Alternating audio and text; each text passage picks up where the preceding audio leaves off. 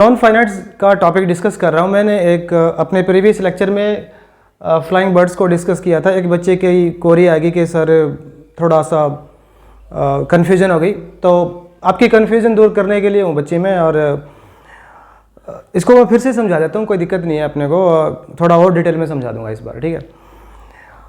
देखो flying birds सिर्फ इतनी फ्रेज है और इसको हमें डिस्क्राइब करना है कि मतलब ये क्या है, जिरेंड है कि प्रेजेंट पार्टिसिपल है, हमें सिर्फ इतना डिसाइड करना है, बताना है। तो आप एक तो रिलेटिव क्लोज लिख के देखो, एक इसकी फ्रेज बना के देखो, दोनों चीज़ें लागू होगी तो दोनों हो सकते हैं। अगर इनमें से एक लागू होगी तो फिर या तो जिरेंड है या प्रेजेंट पार्टिसिपल है, सीधी सीधी बात। जैसे आप पहले इस पे आओ, राइटिंग लेटर है, राइटिंग लेटर को आपको डिस्क्राइब करना हो तो कैसे करोगे आप? A letter that is writing, आप ऐसे लिख पाओगे क्या? राइटिंग लेटर का मतलब ये है कि a letter that is writing. Letter कभी लिख सकता है क्या? कुछ नहीं लिख सकता, लेटर को तो लिखा जाता है, ये ऐसे लिखा ही नहीं जा सकता। अब ये सिर्फ और सिर्फ जिरेंड है और कुछ नहीं है।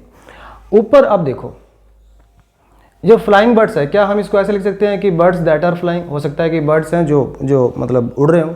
अच्छा, बर्ड्स फॉर फ्लाइंग, ऐसा हो सकता है कि बर्ड्स उड़ ना रहे हो, बैठे हो और उनको उड़ाना हो, बर्ड्स फॉर फ्लाइंग, ठीक है, ये भी पॉसिबल है। अब ये दोनों हो सकता है, सेंटेंस पे डिपेंड करेगा, सेंटेंस किस टाइप का एग्जामिनर ने सेंटेंस में डाला है, और सॉरी एग्जाम में डाला है, ठीक है। जैसे मैंने जो एग्जाम्पल लिया था वो लिया था फ्लाइंग बर्ड्स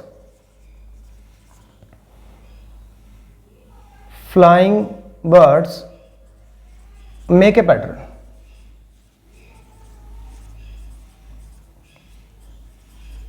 ठीक है, अब हमें यहाँ डिसाइड करना है कि यार ये जो फ्लाइंग बर्ड्स है ना, वो मतलब कहानी क्या है। देखो दो तीन हिंट हैं इसमें कि ये प्रेजेंट पार्टिसिपल है। दो हिंट है। एक तो देखो मेक ए पैटर्न की बात हो रही है। पैटर्न तो यार वो पक्षी तभी बना सकते हैं मतलब जब उड़ रहे हो, ठीक है। पैटर्न जो है वो पक्षी उड़ते हुए बनाते हैं, बैठे बैठे कोई नहीं बैठेगा तो कोई पैटर्न पुटर्न नहीं बनाते, एक बात, ठीक है। बनाने को बना भी सकते हैं लेकिन जनरली नहीं बनाते हैं।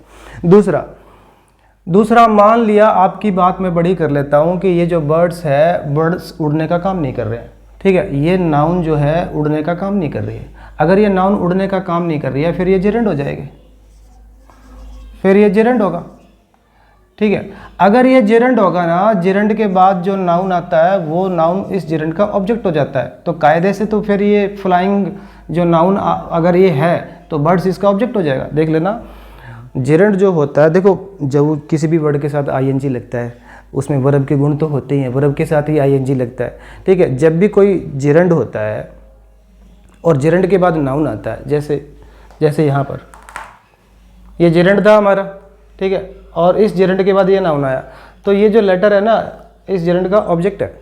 यही कहानी यहाँ पर है। अगर मान लिया ये फ्लाइंग जिरेंड है और बर्ड्स इसका ऑब्जेक्ट है, फिर हमारा सब्जेक्ट कौन है? सब्जेक्ट हमारा फिर ये जिरेंड है।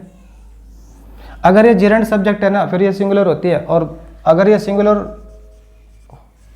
होती है तो यहाँ पे मेक्स आना चाहिए, लेकिन एग्जामिनर ने क्या डाला है? मेक डाला। इसका मतलब पता है क्या? इसका मतलब है कि बर्ड्स हमारा सब्जेक्ट है, और बर्ड्स अगर सब्जेक्ट है तो बर्ड्स उड़ने का काम कर रहे हैं और फ्लाइंग इसको डिस्क्राइब कर रहा है, ठीक है। दो बातें, फ्लाइंग इसको डिस्क्राइब कर रहा है, फिर ये प्रेजेंट पार्टिसिपल है, ठीक है। फ्लाइंग बर्ड्स, ये बर्ड्स सच में उड़ने का काम कर रहे हैं, ठीक है, और सब्जेक्ट हमारा बर्ड्स है। ये प्लूरल है तो इसलिए यहाँ पे मेक आया। अगर ये जेरेंड होता, प्रेजेंट पार्टिसिपल ना होता, फिर बर्ड्स इसका ऑब्जेक्ट होता, क्योंकि आईएनजी वाला वर्ड जब नाउन का काम करता है उसमें वर्ब के गुण तो होते हैं, और उसके बाद जो नाउन आती है ना वो उसका ऑब्जेक्ट होती है, ठीक है ना। दूसरा सेंटेंस लेते हैं जो मैंने लिया था, flying birds is not fun, ये था। अब आप ध्यान से देखोगे इसमें तो वर्ब तो ये है, ठीक है। हमें तो इसको डिसाइड करना है कि ये जो बर्ड्स है उड़ने का काम कर रहे हैं या फिर इन्हीं बर्ड्स को उड़ाना है।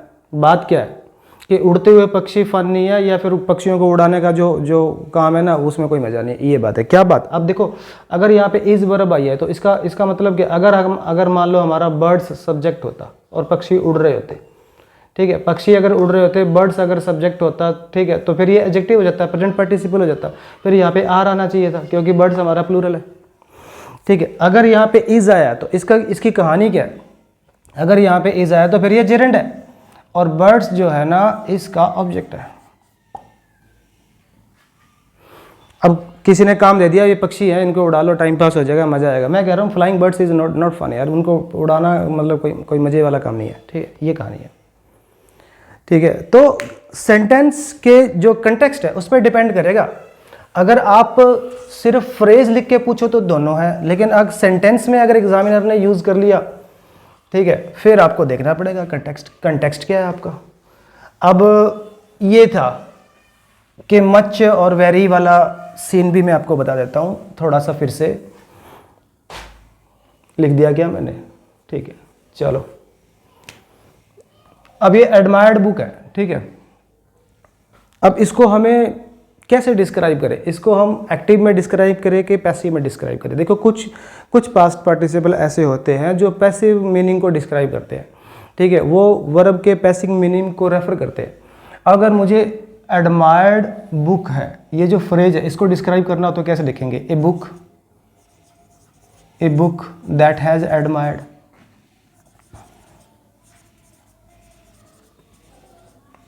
समबडी, कोई बुक है जिसने किसी व्यक्ति को एडमायर कर दिया। गलत, बुक कभी भी एडमायर करने का काम नहीं कर सकती। इसको अगर हमें डिस्क्राइब करना है तो हमें पैसिव लिखना पड़ेगा, ठीक है ना। A book that has been admired, ये ठीक है, एक ऐसी बुक जिसको एडमायर किया गया, जिसकी सराहना करी गई है, ठीक है। तो ये जो हमने पैसिव स्ट्रक्चर लिखा है, ये डिस्क्राइब कर रहा है इसको, इस पास्ट पार्टिसिपल को, ठीक है ना। ये जो फ्रेज आई है ना, ये जो पैसिव हमने स्ट्रक्चर लिखा है, ये डिस्क्राइब कर रहा है। तो कोई भी ऐसा पास्ट पार्टिसिपल जिसमें पैसिव मीनिंग होता है, जो पैसिव वर्ब के पैसिव मीनिंग को डिस्क्राइब करता है, वहाँ पे मच आता है। यही मैंने सुबह बताया था, यहाँ पे मच आएगा,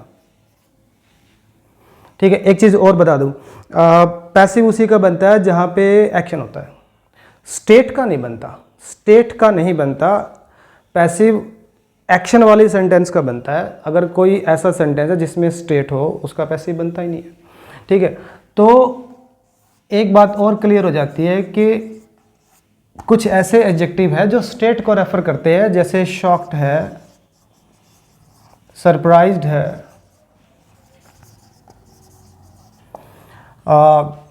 प्लीज्ड है, ठीक है, एम्यूज्ड है, टायर्ड, इंटरेस्टेड, ये सारे के सारे ऐसे एडजेक्टिव हैं, ये स्टेट को रेफर करते हैं। और अगर ये स्टेट को रेफर करते हैं तो पैसिव मीनिंग कन्वे करते नहीं, सीधी सीधी बात है, पैसिव मीनिंग कन्वे नहीं करते। जैसे एक सेंटेंस मैंने लिया, he is pleased। अब ये जो पास्ट पार्टिसिपल आया ना, ये एडजेक्टिव है, ठीक है, ये सब्जेक्ट का कॉम्प्लीमेंट है, भी ये बंदा खुश है, इसकी हिंदी है कि ये बंदा खुश है, ठीक है। अब ये स्टेट है, ये स्टेट को रेफर कर रहा है, इसमें कोई एक्शन थोड़ा हुआ है, ठीक है। अब इसमें एक्शन नहीं है तो हम इसका पैसिव भी नहीं बना सकते, और जिसका पैसिव नहीं बना सकते ना, उनके साथ जो past participle passive meaning convey नहीं करते, उनके साथ वेरी आता है। जो past participle passive meaning convey करते हैं, उनको डिस्क्राइब करने के लिए हमें एक पैसिव स्ट्रक्चर लिखना पड़ता है, उनके साथ मच या वेरी मच आता है, ठीक है। ये था। अब भी कोई कन्फ्यूजन रह गया तो फिर बता देना भाई, मैं एक लेक्चर और बना दूंगा, कोई दिक्कत नहीं है मेरे को, ठीक है। धन्यवाद।